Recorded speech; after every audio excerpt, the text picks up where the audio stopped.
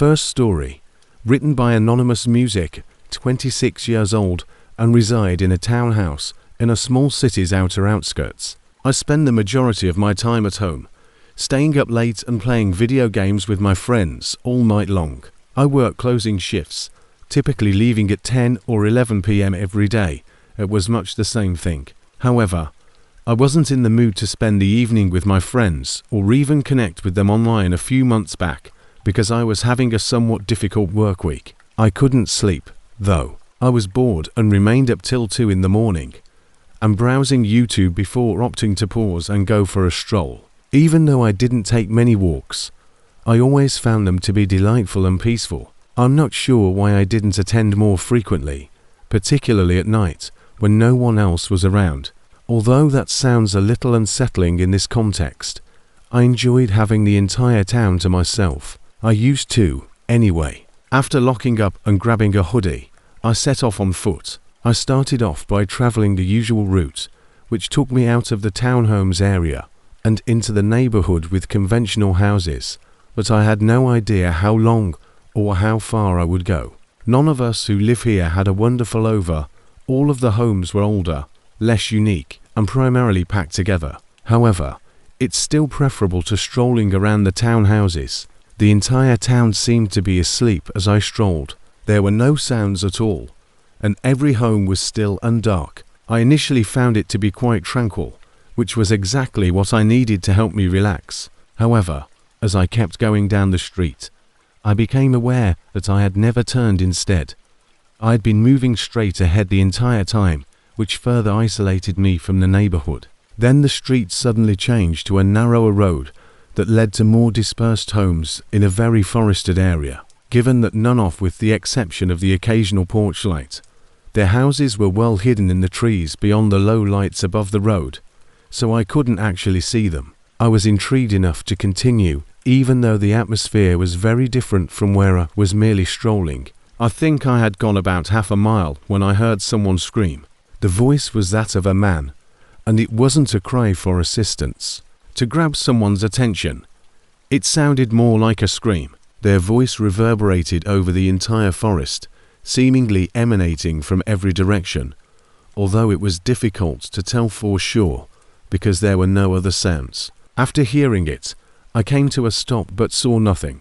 I waited for 30 seconds before continuing strolling. I had no idea what that was, but I was certain that I would never be able to identify it. Thus, I simply didn't try at all. With the exception of the scream I heard, I felt a little uneasy as I continued strolling down the street. It seemed as though the streetlights were growing farther apart and dimmer. Additionally, the residences I could see appeared to be much older and more dilapidated. They appeared abandoned and, to be honest, uninhabited. The road itself was becoming increasingly unkempt, as if it had never been used. I was aware that the financial situation on this side of town wasn't the best. I mean, like everyone else, I was broke otherwise, but I was unaware of this section's existence. The more I examined everything, the more I came to believe that the area was completely deserted, which made it really unsettling for me to stroll around in the middle of the night. Then I heard the cry once more, though it sounded closer and I was very certain it came from behind me. It was nearly identical to the previous one. I came to a halt and spun around. I was somewhat uneasy because there were no other sounds and the street lights hardly illuminated the route I had just left. I would assume it was someone outside every time I saw a slight movement in the dark. I should have left right away since I was becoming paranoid. I had no idea where the road ran, how far it went, or whether it even circled back to my neighborhood. I therefore realized that it would be preferable to simply return to my starting point. Whatever the yelling was that I kept hearing was the only issue. I turned around, though. I walked swiftly, attempting to leave the wooded area as soon as possible, keeping my eyes fixed on the road. Before I heard the scream again, I had been down for a few minutes. However, it was just behind me, where I had come from. Whoever it was had to have been lurking in the trees, because I must have passed them. I noticed a man on the road when I turned to look. He was dressed entirely in black, or was approaching me, while wearing dark clothing. After just a moment's glance, I turned and hurried on down the street. There was something wrong with all of this, and I had a hunch that something terrible would happen if I just stayed there staring at him for too long. After that, I looked around a few times, and although I had previously seen him approaching me, he was absent each time I looked. Prompted the query, where in hell did he go? In order to avoid giving the impression that he was following me, he might have turned around when he noticed me. Given the eerie setting we were in, I reasoned that it made sense. I didn't want to stay and find out what was going on. I hurried to get out of that weird place and back to where all the houses were, still having the unsettling feeling of being alone. However, wasn't all that reassuring, or perhaps it was the sense of community. Finally, I returned to my townhouse. I'm not sure if that walk helped me decompress, but I was just relieved to get out of that eerie place. And the person who was yelling outside. After getting a food and some water from the kitchen, I took a moment to sit at the table and regain my breath. Then I heard someone shuffling noise outside the front door, followed by a loud knock. I immediately rose from the table and approached the front door as stealthily as I could. I listened by pressing my ear to it first, and then I peered out. It was essentially dark because I hadn't turned on my porch light, and the only thing I could make out was a shadowy person standing there. It took me a few seconds to realize that they were definitely dressed in black attire. For a brief period throughout my walk, I was almost certain that it was the same guy. He had trailed me home. I pulled out my phone, backed up, and called 911 while attempting to speak quietly. To be honest, I wanted the man to wait for the police to arrive so that I could perhaps obtain some answers, since I was now beginning to really doubt the screams I'd been hearing in the woods. While I was on the phone, the man outside the door banged 5 or 6 times before it became quiet.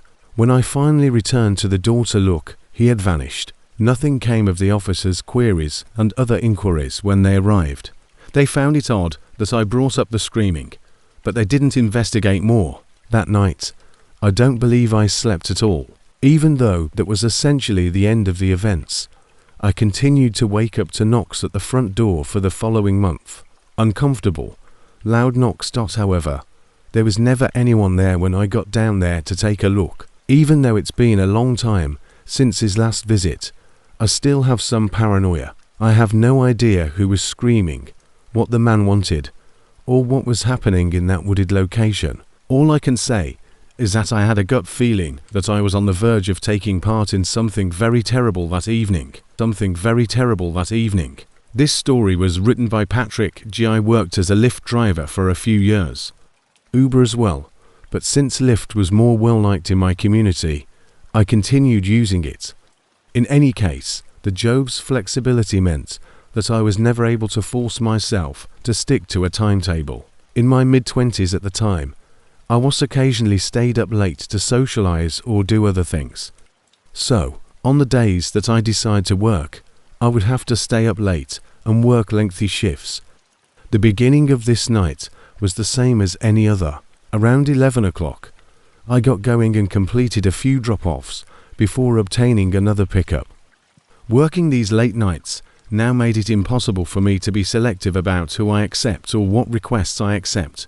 There weren't many people in need of rides, and I was typically one of the few drivers working that late. I would lose money if I didn't accept a single ride or missed out on any, so I was sort of operating automatically. Whenever I would immediately accept the request and begin traveling there. I wouldn't investigate it further till after that, such as their distance or the location of my drop-off. The majority of the time, it was simply to pick up someone from a party, bar, or office after working past the train hours, so it never made a difference. I accepted this request as usual, and started driving to their pickup spot as soon as it was received. Only 10 minutes or so into the drive did I notice that I was travelling in a different direction than usual, not in the direction of the main town square, which is home to all the shops, offices, and other establishments, so I looked to see exactly where I was underway, and the place seemed a little out of the ordinary. Naturally, I couldn't investigate too much because I was driving, but based on my brief scans of the map, it didn't appear that anything was out there. It struck me as odd, but I had no intention of cancelling or anything. After 15 minutes, I got there. By this stage of my shift, it was probably around 1 or 2 in the morning. It was an extremely remote area with nothing at all, exactly as it appeared on the map. There are no trails, walkways, residences, or side roads. Perhaps the man's vehicle had broken down or something, but even Theeney saw neither person nor anything. I informed the customer and pulled off the side of the road before waiting for a while. I ended it and drove away because I never heard back and I didn't see anyone outside. I was beginning to feel uneasy. Wasting my time in that way was terrible, but that's the way things are. Occasionally just a part of the job. I started to head back toward the town centre, knowing that's where I'd probably find additional pickups. However, 5 minutes after I started my drive back, I received another order. It came from a location that was perhaps a mile away from where I was just now, yet it was nearly identical. To me, this wasn't suspicious at all, even though it seemed so. Occasionally, this would occur because the location was just incorrect or there was an error, and the consumer would immediately place another order once I declined it. Usually, the site would correct itself, and the second go-around would be trouble-free. I had no idea why the client didn't simply respond to my messages, but whatever, I took it. Turning around to head back, I was actually relieved that this entire excursion wouldn't be a waste of time. I continued for a mile after passing the prior location. Once more, there was nothing except scant forested area on each side of the road, which was completely vacant, but this time a man was waiting by the side of the road when I arrived at the new place. Wearing a grey hoodie and normal pants, he slung a duffel bag or backpack over his shoulders. When I parked in front of him, I glanced over his shoulder and couldn't see anything that would have caused him to arrive. Nothing, no dwellings. I had no idea how he had gotten here or why he was out here. He unlocked the door and climbed inside. It was barely 5 minutes to the drop-off location he had shown on the map. It seemed like it was in a spot as desolate as when I took him up, which was exactly where I had hoped it would be dot up from. While I was driving, the man in the rear seat remained silent, but he was constantly staring at me. His eyes were on me every time I looked in the mirror. I began to overthink everything because I was experiencing an uncomfortable tension, and the setting was already strange, such as his origins, the contents of his duffel bag, and the reason we were outside. Normally, I wouldn't give any of these things any thought or concern. I arrived at the designated drop-off location on the map a few minutes later. It was almost the same as where I picked him up. There wasn't anything nearby at all. I had a terribly bad feeling after I pulled up because of the silence outside and my passenger. Before I could respond, the man instructed me to exit the vehicle. Fearfully, I turned to face him again to be sure he had said what he had said, but he was already pointing a gun at me, and his eyes were deadpan as he pointed to the door and said it again. I was at a loss when I got out. He went up behind me and told me to walk. To prevent me from trying anything, he led me off the road and into the trees while remaining a few feet back. I tried to say anything I could. I was genuinely afraid and worried about my life. However, the man did not answer, nor did he express any remorse for his actions. We continued to move closer and closer. The woods began to get denser, and it became much darker. Although it didn't seem like time was passing at a steady pace throughout, I believe we were walking through the forest for 10 entire minutes. But he said to halt abruptly. I felt my time running out, so I halted where I was. My disappearance was only a few seconds away. As well as me, decided to take a chance and go farther into the forest because adrenaline was pumping through my body. He said, "Stop again," but I simply ran on. He dragged me so far into the woods that I knew he would have a hard time seeing me once I was farther away, so I took advantage of the darkness. However, his voice continued to follow me without fading out, so I knew he was pursuing. A gunshot was then heard abruptly. It reverberated across the forest, and the silence that followed was deafening. It was that. He was no longer after me. He must have fired it to frighten me, or out of anger. In my opinion, I had gotten away already. After that, I simply continued walking in any direction. Naturally, I was alone because my phone was still in the car.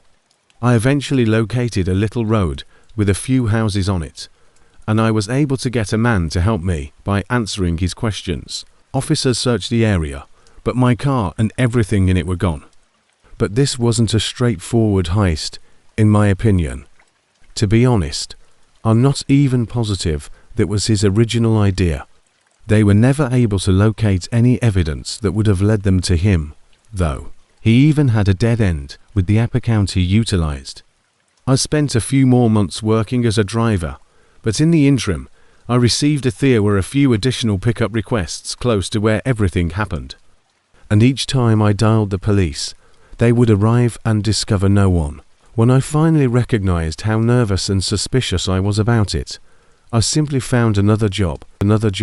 By unidentified, I spent the entire weekend indoors because it was raining where I live. In a way, I enjoyed the rain. Made me feel better about spending my days off at home and not being as productive. The excuse for not going outside and running any errands is the rain.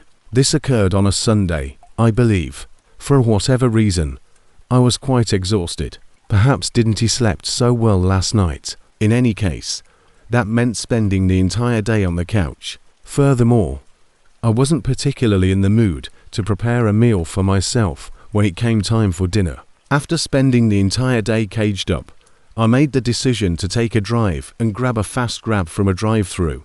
The rain was quite heavy at around 10 o'clock in the evening. There weren't many people on the roadways. I spent 20 minutes getting dinner to go and then driving straight home. However, it truly stuck out as I drove back up to my house. Every other house on the street has lights, and there is a lot of fog and rain off. It really brought out the one light coming from my home's upstairs bedroom window. I always turned off all the lights before I left, so I found that strange. Actually, I hadn't spent the entire day upstairs. However, I didn't give it much attention because I was exhausted and more concerned with pulling in and being cautious of the rain. I kind of glossed over it, not really understanding how odd it was until I was in the driveway and could no longer see it. After entering and turning on the lights downstairs, I left my food in the living room and felt lethargic as I walked upstairs to switch off the lights. I ascended the stairs to the top hallway, and I kind of woke up as soon as my eyes widened a little. All of the lights upstairs were off. In addition to the bedroom light, I could see that everything was off because all the doors were open. I paused for a moment, then entered the room and took a look around. I had no idea what I was searching for. I was wondering about everything and was kind of lost. I approached the window and gazed out at the gloomy neighborhood and the stormy weather. It might have appeared as though a light was on, since my headlights had somehow reflected onto the glass. I was kicking myself and feeling a lot of regret for not as I pulled in. I had taken a closer look at it. I would have been far more certain about what I saw if I had taken even a brief, more direct peek out the window. Now, though, I didn't know. I couldn't imagine how the light could have been on at all. It shut off by itself in the 30 seconds it took me to park and go upstairs. Something has to be a reflection. I tried to shake off this exhausted state of mind by rubbing my eyes. I returned downstairs, took my meal, opened it, and ate while watching my show on the couch. I must have entirely forgotten about it because, after only 5 minutes, I wasn't even considering it. I quickly got over it, thinking it was just a strange incident. While watching TV, I ate and kind of passed out. However, I kept waking up, like if I fell asleep for a few minutes and then woke up. And strangely, I always woke up with a terribly eerie sense, the kind where I felt like I was being watched, that I had eyes on me. Had to keep looking over my shoulders and around the room. It got so severe after a few times that I stood up and switched on the room's lights. The only source of light in the room was the TV, so it was still rather dark. This didn't really help, though, because the next time I woke up and felt that sensation, I looked over my shoulder and found that the corner of the room caught my attention. No light from the living room spilled into that portion of the home, and it was the section that went to the hallway where the stairs were. It therefore stood out as this murky, dark area. I still felt like someone was watching me, since it was so eerie. I then stood up once again and switched on the lights in the hallway. I simply made the decision to get ready for bed while I was awake. After cleaning up the food and turning off the TV, I made my way upstairs, and I promised that a light went out as soon as I reached the bottom of the stairway. It was definitely a light from the upper room, but I didn't even notice it was on until it abruptly grew darker. Despite having that uneasy gut feeling, I still kept trekking up. My thoughts were racing about how this could have happened, and I honestly didn't think it was conceivable. When I reached the top, I looked into the now dark room. It was quite unpleasant because of the moonlight shining through the window and the unsettling noises of the rain ticking against the roof. And that sensation persisted, that I was still being watched. I experienced ACOM as I walked in a few feet and trembled. Hello, I walked a few more paces before turning the light back on. There was no mistake what I saw this time. So I turned to look back and saw the light spilling into the hallway at the top of the stairs. Something moved in the corner of my eye as I was finishing off the mental picture. It was the closet door in the bedroom. I was staring back at myself as it gently broke open and passed through the opening. Before they realized they had been captured, they pushed the door open and left after we briefly made eye contact. But the person didn't run at me or attack me. He approached me in an attempt to stop me from escaping and give an explanation. He appeared insane and disheveled, and his smile was unsettling and eerie. But the way he came up to me gave the impression that he somehow knew me. I hurried back downstairs and left the house as soon as he got too close. Fortunately, I had my phone with me, so I immediately dialed the police. But while I was waiting for them outside in the rain, I noticed the man dash out the front door and vanish down the street. After a brief inquiry, the police discovered that the rear door was damaged. Since I never used the back door, I was unaware that the handle and lock appeared to be entirely broken and battered. Furthermore, he didn't appear to be drenched when I saw him in the room. He had thus undoubtedly spent the entire night inside my home while I was downstairs. Nothing was missing that I could find. I simply don't know why he broke in or what he was doing hiding in my room. There must have been a reason he kept turning the light on, which is another thing that really confuses me. Since then, I haven't felt secure, because I know he's still out there and may sneak into my house at any time. I hope it doesn't, but if anything, you'll let you know if anything else occurs.